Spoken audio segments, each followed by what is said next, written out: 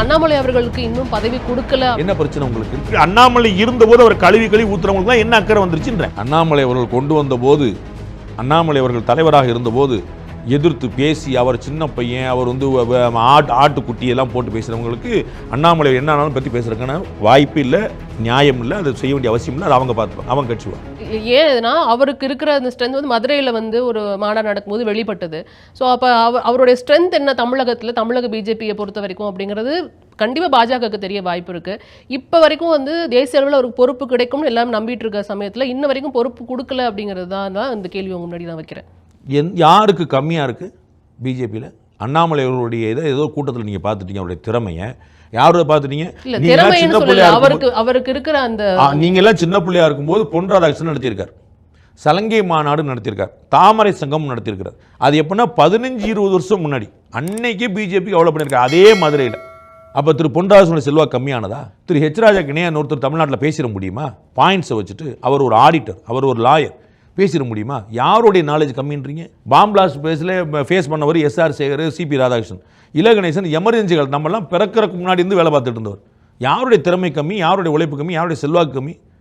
இலகணேசன் வந்து இன்னைக்கு வந்து கவர்னராக உட்காந்துருக்கார். அவர் கவர்னராக இல்லாத விட கலைஞர் இருந்தபோது ஒரு ஓவர் ஃபோனில் ரீச் பண்ணுவார். கலைஞருக்கு தெரியுது இலகணேசன் யாருன்னு, இலகணேசனுக்கு தெரியும் கலைஞர் யார். பிஜேபி எப்பயுமே தலைவர்களை உருவாக்குகிற கட்சியாக இருக்குது, தலைவர்களை நம்பி இருக்கக்கூடிய கட்சியாக இல்லை. இல்லை நீங்கள் சொல்கிறதெல்லாம் இப்போ யாரும் இங்கே சலைச்சவங்க இல்லைங்கிறது அடுத்த பிரச்சனை. ஆனால் இப்போ இருக்கிற கரண்ட் ஜென்ரேஷனுக்கு இங்கே பிஜேபிக்கு ஒரு பெரிய ஐக்கானா தமிழகத்தில் வந்துட்டு அண்ணாமலை இருந்திருக்கிறாருங்கிறது இங்கே மறுக்க முடியாத ஒரு விஷயம் தான். ஆமாங்க, அவர் மறுத்தாரா? பிஜேபி மறுத்துச்சா? அமித்ஷா அவர்கள் மறுத்தாரா? மறுக்கல. நீங்க ஏன் குழப்பறீங்க? நீங்க ஊடகங்களுக்கும் எதிர்க்க அண்ணாமலை இருந்தபோது அவர் கழுவி ஊத்துறவங்களுக்கு என்ன அக்கறை வந்துருச்சுன்ற. நாங்கள் அண்ணாமலையை சப்போர்ட் பண்ணோம், சண்டைக்கு வந்தவங்களும் இப்போ என்ன அண்ணாமலை அக்கறை வந்துருச்சுன்ற. அவர்கள் தான் அப்பாயின்ட் பண்ணாங்க, அவர்கள் தான் தலைவராக கொண்டு. நீங்க ஒன்றும் ரெக்கமெண்ட் பண்ணி தலைவராக கொண்டு வரல, அவங்க தான் கொண்டு வந்தாங்க.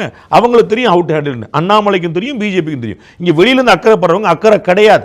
அவங்களுக்கு வந்து ஒரு புருஷன் முன்னாடி தகராறு வந்துடாதான் இயங்குறவங்க. அது நடக்க போகிறது கிடையாது. குடியரசு துணைத் தலைவர் வந்து பதவியை ராஜினாமா பண்ணியிருக்கிறாரு.